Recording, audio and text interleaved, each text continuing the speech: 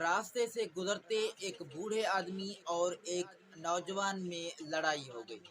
تھوڑی دیر بحث کے بعد وہ نوجوان چلا گیا وہاں سے۔ بوڑھے آدمی کا غصہ اب بھی وہیں پہ قائم تھا۔ وہ کسی طرح اس لڑائی کا اس سے بدلہ لینا چاہتا تھا۔ جسمانی طور کمزور ہونے کی وجہ سے وہ نوجوان سے مار پیٹ تو نہیں کر سکتا تھا، لیکن اس نے اس کا ایک اور حل نکالا۔ بوڑھے نے نوجوان کے خلاف افواہ پھیلانا شروع کر دیا کہ وہ چور ہے، وہ ہر رات گزرتے ہوئے انسان کے ساتھ یہی بات کر رہا تھا کہ وہ چور ہے۔ کئی لوگ اس کی بات کو انسنا کرتے، لیکن کئی لوگ ایسے بھی تھے جو یقین کر رہے تھے۔ کچھ دن گزرے تو پاس والے علاقے میں کسی کی چوری ہو گئی۔ لوگوں کے دلوں میں بوڑھے نے پہلے ہی نوجوان کے خلاف شک ڈال دیا تھا۔ چوری کے الزام میں نوجوان کو پکڑ لیا گیا، لیکن چند ہی دنوں میں اصل چور کا پتہ لگنے کے بعد اس کو رہائی مل گئی۔ رہا ہوتے ہی اس نے علاقے کے سردار کے پاس گیا اور بوڑھے آدمی کی شکایت بھی کی، جس کے بنا پہ بوڑھے آدمی کو پنچایت میں بلا لیا گیا۔ بوڑھے نے اپنے آپ کو بچانے کے لیے صفائی پیش کی۔ سردار نے اس بوڑھے کو حکم دیا کہ آپ نے جو نوجوان کے خلاف افواہیں پھیلائی تھی وہ کاغذ پر لکھ دو، اور پھر اس کاغذ کے چھوٹے چھوٹے ٹکڑے کر کے چوراہے میں پھینک دو۔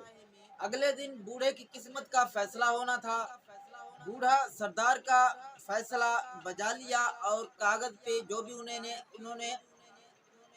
انہوں نے افواہیں پھیلائی تھی وہ سب کچھ کاغذ میں اس نے لکھ دیا اور اس کے ٹکڑے چوراہے میں پھینک دیے، بلکہ ہوا میں اڑا دیے۔ تو اگلے دن جب پنچایت لگی تو سبھی لوگ جمع ہو گئے۔ بوڑھے نے رحم کی استدعا کر دی۔ سردار نے کہا اگر بوڑھا آدمی سزا سے بچنا چاہتا ہے تو وہ کاغذ کے سارے ٹکڑے جمع کر کے لے کر آئے یہاں پہ، جو اس نے کل ہوا میں اڑا دیے تھے۔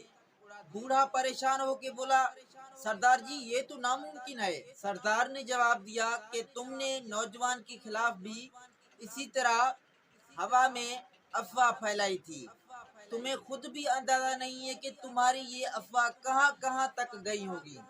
اگر تم کاغذ کے ٹکڑے واپس نہیں لا سکتے تو افواہ کیسے واپس لاؤ گے، جس کی وجہ سے نوجوان بدنام ہوا ہے۔ بوڑھے نے ندامت سے سر اپنے کو جھکا لیا۔ تو دوستو اس میں آپ کو کیا سبق ملا؟